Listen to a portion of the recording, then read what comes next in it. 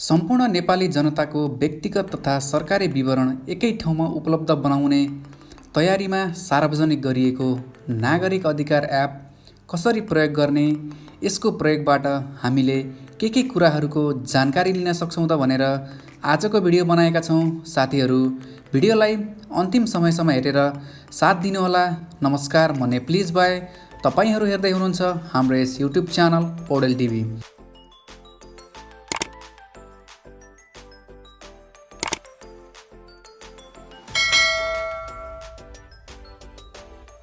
साथीहरू, नेपाल सरकारले भर्खरै मात्र सार्वजनिक गरेको छ नागरिक अधिकार बेटा एप, जुन एपको प्रयोग गरेर हामीले सम्पूर्ण आफ्ना व्यक्तिगत तथा सरकारी विवरणहरू एकै ठाउँबाट उपलब्ध गराउन सकिनेछ।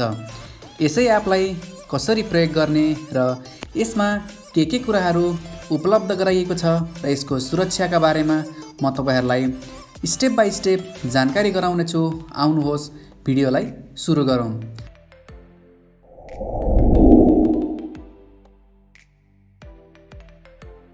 साथीहरू, सबैभन्दा पहिले तपाईहरूले एन्ड्रोइड फोन युज गर्नुहुन्छ भने प्ले स्टोरबाट, iOS युज गर्नुहुन्छ भने एप स्टोरबाट नागरिक अधिकार एप डाउनलोड गर्नुपर्ने हुन्छ। म एप स्टोरबाट नागरिक अधिकार एप डाउनलोड गरेर देखाउनेछु।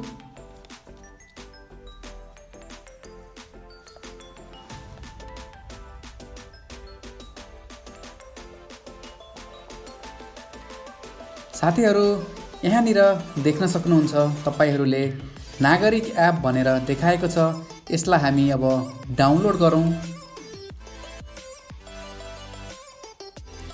केही समय लाग्नेछ एप डाउनलोड हुनको लागि, केही समय प्रतीक्षा गर्नुहोला। फाइनल्ली हाम्रो एप डाउनलोड भइसकेको छ। अब यसलाई हामी ओपन गर्नेछौँ।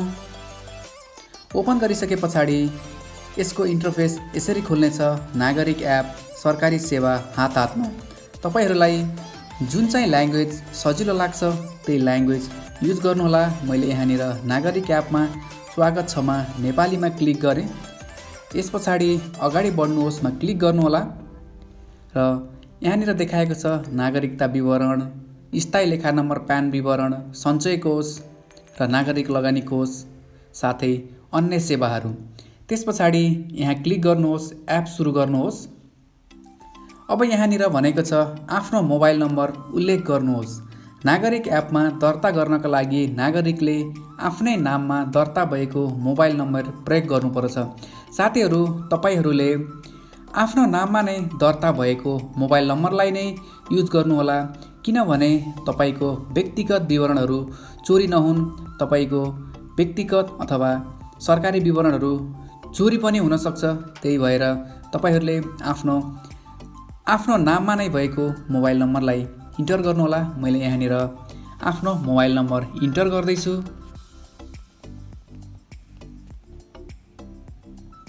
यस पछाडि अगाडि बढ्नुहोसमा क्लिक गर्नुहोला। यहाँनिर 6 अङ्कको भेरिफिकेसन कोड आउनेछ, जुन कोड तपाईँहरूले प्रत्येक पटक लगइन गर्दाखेरि आउनेछ।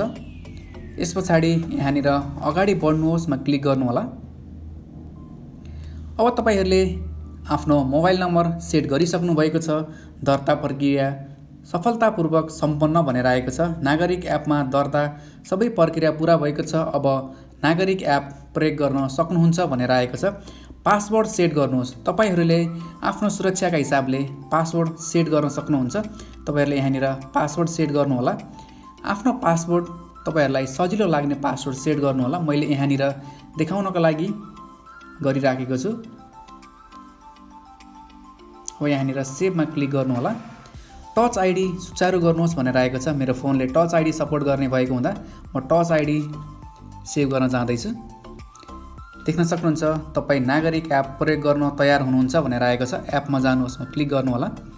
अब यहाँनिर मैले अगाडि नै मेरा आफ्ना विवरणहरू यहाँनिर राखिसकेको छु। त्यस कारणले यहाँनिर कुनै पनि कुराहरू मागिराखेको छैन। तपाईहरूले यसलाई सुचारू गर्नको लागि आफ्नो मतदाता नम्बर अथवा आफ्नो पासपोर्ट, नागरिकताको डिटेल राखेर तपाईहरू यहाँनिर भर्न सक्नुहुन्छ। म तपाईहरुलाई देखाउँदैछु। अब प्यानमा क्लिक गर्नु होला।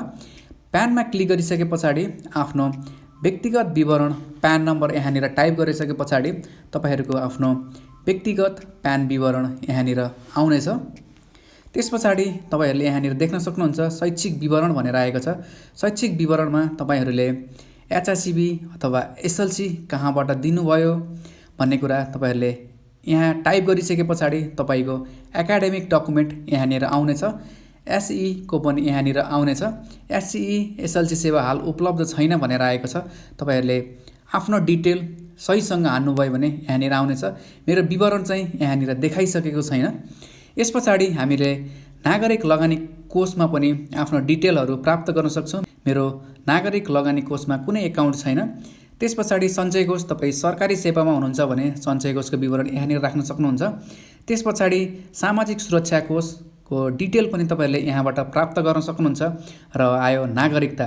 तपाईहरुले आफ्नो नागरिकताको विवरण यहाँबाट पाउन सक्नुहुन्छ। मैले तपाईहरुलाई यहाँनिर मेरो नागरिकताको डिटेल टाइप गरिसकेको छु र यहाँनिर देखाइराखेको छु। यसपछाडि हामीले राहदानीमा क्लिक गरौँ।